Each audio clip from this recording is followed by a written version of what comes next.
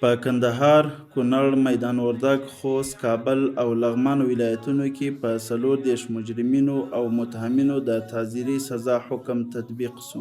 د ننګرهار ولایت محاکمو په 2 اونۍ کې 515 دوسیو ته پر رسېدنه سربیره 126 وثیقې هم اجرا کړي دي. د کابل ولایت مرافعه محکمې د وثیقو د اصلاح کمیسیون د روان 1446 هجري قمري کال په لومړۍ ربع کې د 124 وثیقو د تصحیح قرارونه صادر کړي دي. د جنوب لویدیځ زون د تمیز عالی ریاست مفتشینو د هرات ولایت له محاکمو او زندانونو څخه لیدنه وکړه. د کابل ښار ابتدایي محکمې اړوند 4 زونونو په 2 اونیو کې 245 دوسیو ته رسېدنه کړې ده.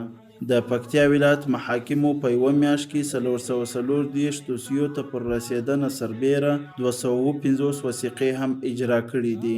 د میدان وردګ ولایت محاکمو په یوه میاشت کې 243 دوسیو ته پر رسېدنه سربیره 449 وثیقې هم اجرا کړي دي. د زابل ولایت د نوبهار ولسوالۍ د ابتدایي محکمې په هڅو د قتل موضوع حل شوه.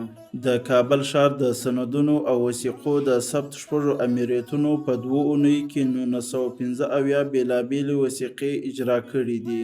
د تخار ولایت محاکمو په یوه میاشت کې 572 دوسیو ته پر رسېدنه سربیره 624 وثیقې هم اجرا کړي دي. د غزنی ولایت محاکمو په یوه میاشت کې 648 دوسیو ته پر رسېدنه سربیره 509 وثیقې هم اجرا کړي دي.